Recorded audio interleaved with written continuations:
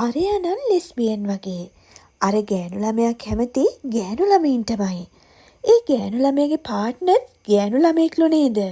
ඔන්න ඔය කතා අපි අහලා තිබ්බට ඔය ලෙස්බියන් කියන නම හැදුන හැටි අපි දන්නේ නෑ නේද? මම හැමදාම කියනවා ඕනෑම භාෂාවකට වචන ඒ වචන භාවිතා වන වාග් විවහාරයන් හැදෙන්න හේතුවක් තියෙනවා. එහෙනම් දැනගමු ඇයි ලෙස්බියන් කියලා හැදුනේ කියලා. මේ වචනේ 19 වන සියවසේ අගභාගයේ ඉඳලම භාවිතයට ආපු වචනයක්. ඒත් මේ වචනය හරියටම ගැහැණු සමලිංගික පාර්ශවයන් හඳුන්වන්න ගත්තේ අවුරුදු 2500කට කලින්.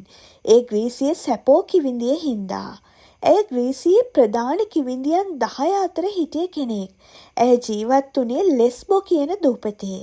ඉතින් මෙයා නිර්මාණය කරපු බොහොමයක් දේවල් වල තිබුණේ ස්ත්‍රී සුන්දරත්වය, අලංකාරය සහ ඒවා වර්ණනා කිරීම. ඒ වගේම ඒ කවිය ඇතුලේ ගැහැණුන්ට දක්වන අනුරාගයද රාගයද විචිත්‍රවත් විදිහට කියලා තිබ්බා. ඔහොම කාලයක් යනකොට ඒ කිව්වේ ක්‍රිස්තුපූර්ව 570 වගේ වෙනකොට සැපෝ ජීවිතයෙන් සමුගන්නවා. ඒත් පස්සේ කාලෙදී ලෙස්බෝ දූපත්වාසී සැපෝ ලෙස්බියන් විදිහට හඳුන්වනවා. ඒ ඇය ලෙස්බෝ දූපතේ වාසය කළ නිසා. ඉතින් ඊටත් පස්සේ ගැහැණුන් සමග ප්‍රේමයෙන් වෙළුණු හැම කවියක්ම කතාවක්ම අර සැපෝ මූලාරම්භයේ ගත්තු නිර්මාණ ආකෘතිය ගන්න නිසා ඒ අනුරාගී රාගී හැඟීම් හඳුන්වන්න ලෙස්බියන් කියන වචනය ලෝකය පුරා භාවිතයට ගන්න පටන් ගන්නවා.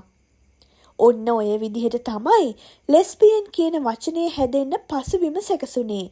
කවුරු කොහොම නිර්වචනය කළත් එය වචනාර්ථයට වඩා එහා ගිය මානව හැඟීමක් කියන එක අපි හැමෝම තේරුම් ගැනීම වටිනවා.